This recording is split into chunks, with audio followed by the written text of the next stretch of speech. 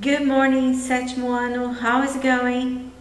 Espero que vocês estejam bem. Eu estou muito bem, graças a Deus. E seguindo aqui com a produção de material da sétima semana de aulas remotas da Escola Educar.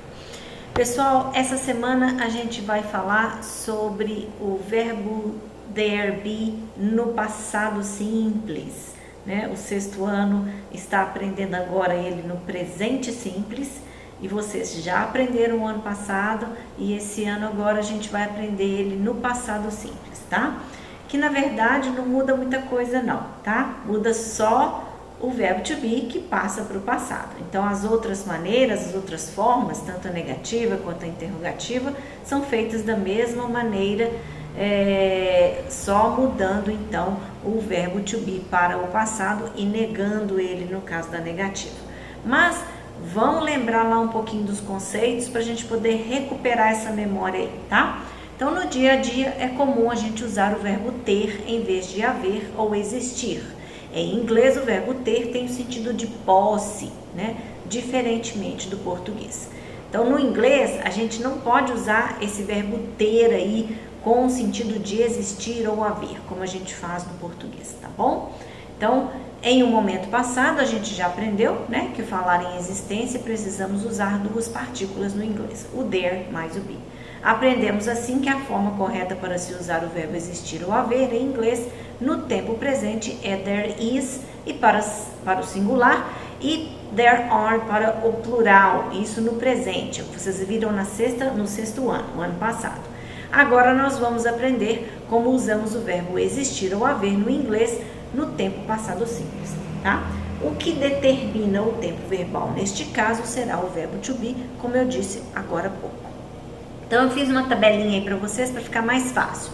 Então eu tenho aqui singular e plural, tá? Tenho no presente e tenho no passado. Então no presente, no ano passado, a gente viu esse aqui, ó. There is e there are. There is para singular, there are para plural.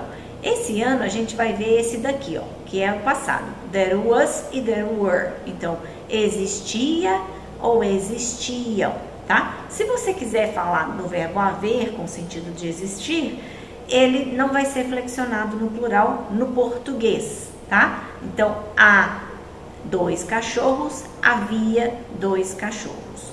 Há um cachorro, havia um cachorro. Então, não tem essa flexão, né? No passado, a gente vai flexionar no inglês, tá bom? There was para singular e there were. Então, there was a dog, havia ou existia um cachorro, e there were two dogs, havia ou existiam dois cachorros. Vamos ver que eu coloquei um exemplozinho aqui embaixo para não gerar dúvida para vocês. Então, eu tenho lá, there was a motorcycle in the parking. Então, havia ou existia uma motocicleta no estacionamento. Esse a, there was a ou a, significa um ou uma. É o artigo indefinido no inglês. Vamos lembrar disso também, tá? E depois passei pro plural. There were students in the classroom. Então, havia ou existiam estudantes na sala de aula. Tá? Então, esse havia aí, ó, vocês veem que no português ele não flexiona passando para o plural, tá?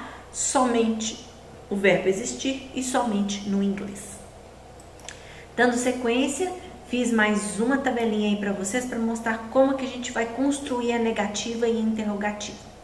Então, para negarmos negative form, a existência de pessoas, lugares, objetos ou animais, ou etc., negamos o verbo to be, da mesma forma que era no presente simples do ano passado. O verbo be acrescentando a partícula not. There was not ou there wasn't, colocando na contração. There were not ou there weren't, na contração também. Para formar perguntas, na interrogative form, nós vamos inverter a posição do verbo to be, colocando antes da partícula there. Então, vai ficar was there para singular e were there para plural. Então, tem aí a tabelinha para facilitar para vocês. Olha lá. Bem parecida com a anterior, ó. Eu tenho o singular e plural e tenho a negativa e a interrogativa. Então, no singular, na negativa, vai ficar there wasn't, né? Então, there wasn't a dog on the sidewalk. Então, não havia, não existia um cachorro na calçada, tá? E a interrogativa, was there a dog? Havia um cachorro? Existia um cachorro, tá? No plural vai ficar there weren't. Aí eu vou falar de mais de um cachorro, por exemplo. There weren't any dogs on the sidewalk. Então não havia nenhum cachorro, né? Aí eu posso colocar, vamos colocar número que fica mais fácil, né? There weren't two dogs on the sidewalk. Então não havia dois cachorros ou não existiam dois cachorros na calçada. Agora eu vou perguntar, were there two dogs on the sidewalk? Né? Havia ou existiam dois cachorros na calçada, tá? Aí eu criei outros exemplos, peguei os exemplos anteriores aí também, do slide anterior, e fiz para vocês. There wasn't a motorcycle in the parking. E aí na interrogativa ficaria, was there a motorcycle in the parking? Depois, there weren't students in the classroom. Were there students in the classroom? Então, não havia, a primeira vai ficar, não havia uma motocicleta no estacionamento. E aí eu perguntei, havia uma motocicleta no estacionamento? Depois no plural, there weren't students in the classroom. Então, não havia, não existiam estudantes na classe de aula, na sala de aula. Were there students in the classroom? Existiam estudantes na sala de aula. Tá vendo? Então, é só mudar. Mudou de lugar aqui, ó, tá? O verbo to be agora tá depois do there, para negar, junto com wasn't, né? Junto com not, desculpa. Junto com not. E aí virou a contração wasn't. E aqui ele mudou de lugar, ele passou para frente, tá? Então essas são as duas formas do verbo to be no passado simples. E é essa que a gente vai usar para fazer o there be no passado simples, tá bom? Na sequência aí, mais uma explicaçãozinha. Então, indicando a quantidade de elementos, é comum nós usarmos some, any, que significa alguns, algumas, a or an, que é um ou uma, que é o artigo indefinido, several, que significa vários, many, muitos ou muitas, few, a few, poucos ou poucas, números, entre outras palavras. Então, vocês viram que na questão anterior eu falei de two dogs, né? Falei de any dogs, tá? Que era nenhum, algum, tá bom? Vai depender da situação. Quando que eu vou usar some, quando que eu vou usar any? A gente já viu isso também, mas vamos retomar então. O some eu vou usar com frases afirmativas e o any eu vou usar com frases negativas ou interrogativas. O many, que é esse daqui, a gente vai usar para coisas contáveis, né? E o few e o a few, poucos ou poucas, ou um pouco, tá? Para a gente usar com contáveis também, tá? Então, para short answers, por exemplo, eu fiz aquela pergunta lá.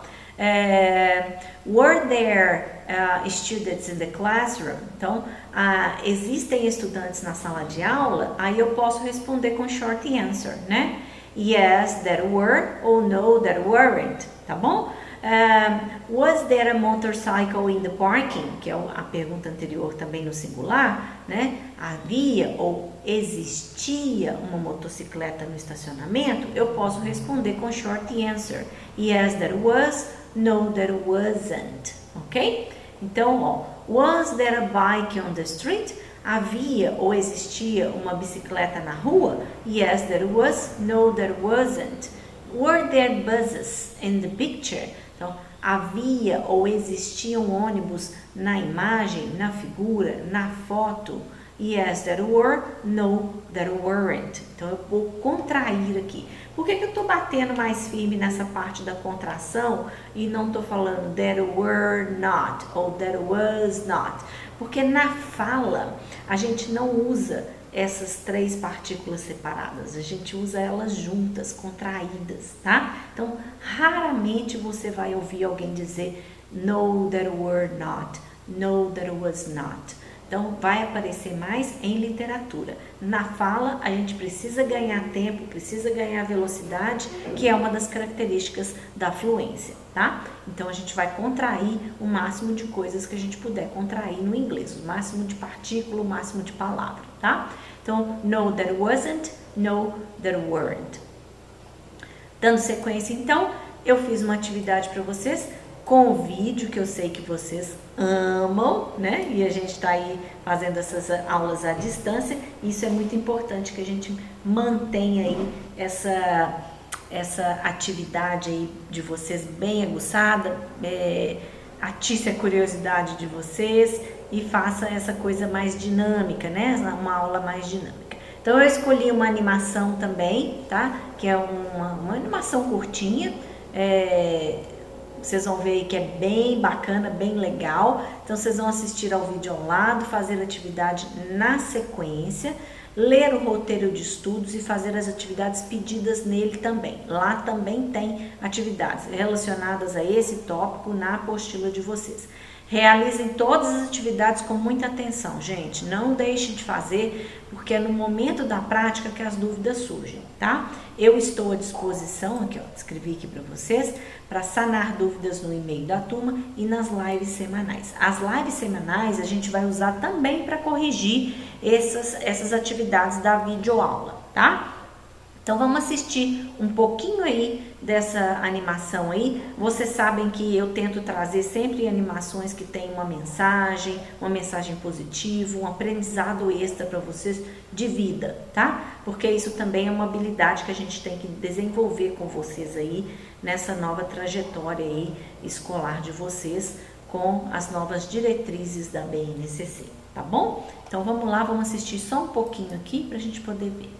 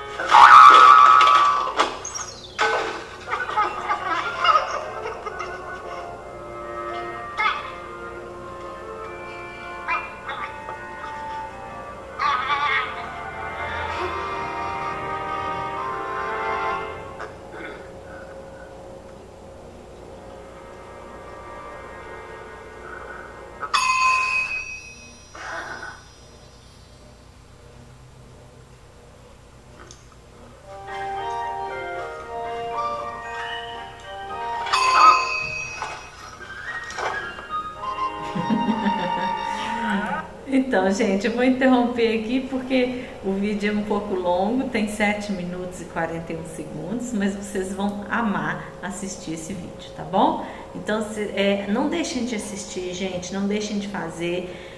Olha, eu gasto, eu dedico a essas videoaulas um tempo muito grande para vocês, para todos os alunos da escola.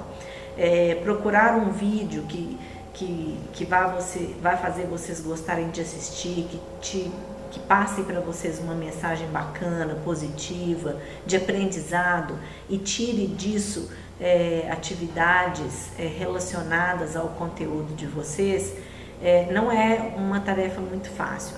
É dispendioso em termos de tempo, sabe? A gente gasta muito tempo preparando uma aula.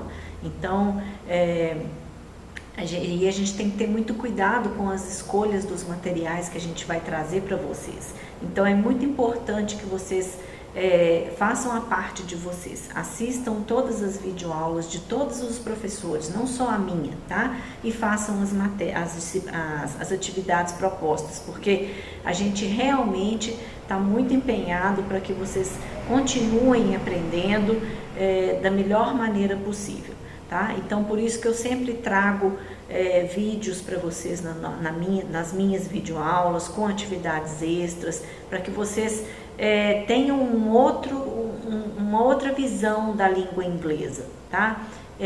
Essas animações que eu às vezes coloco, que não tem legenda, não tem fala nem nada, são para treinar vocês, para vocês interpretarem a imagem, tá? Então vocês precisam aprender a interpretar não só o texto escrito, mas como também as imagens, a linguagem não verbal, tá? Porque, por exemplo, numa prova, se eu coloco uma tirinha, por exemplo, ou simplesmente uma imagem que diz alguma coisa, eu já fiz isso com vocês e faço sempre porque cai nas provas do Enem e tudo. Então, vocês precisam aprender a lidar com isso, tá bom? Então, eu espero que vocês gostem da animação. Haverá outras, né, animações para a gente poder fazer. Então, depois que vocês assistirem lá, a gente vai fazer essa atividade aí que eu coloquei, tá? Quando eu falo assim para vocês assim, ó, fill the gap, vocês já estão acostumados na prova, mas pode ser que alguém tenha esquecido, né? É para preencher o espaço em branco, tá? Então, there, aí, ó, many plants. É uma afirmativa. Se é uma afirmativa, eu vou colocar o que, né? Was, were. Olha aqui, ó, eu tenho many e tenho plants no plural. E é uma afirmativa, então eu vou colocar there were many plants. Então, existiam muitas plantas. Tudo que está escrito aqui nessa atividade está relacionado ao vídeo, tá bom? Então, what is there inside the bag? O que tem dentro da bolsa da menina, né? Da mochila da menina lá. Aqui vocês vão colocar as palavras em ordem, tá tudo fora de ordem, tá? E aqui eu estou fazendo uma pergunta. Why was the man angry? Por que o homem estava bravo, tá? Ó, vocês têm aí opções para marcar.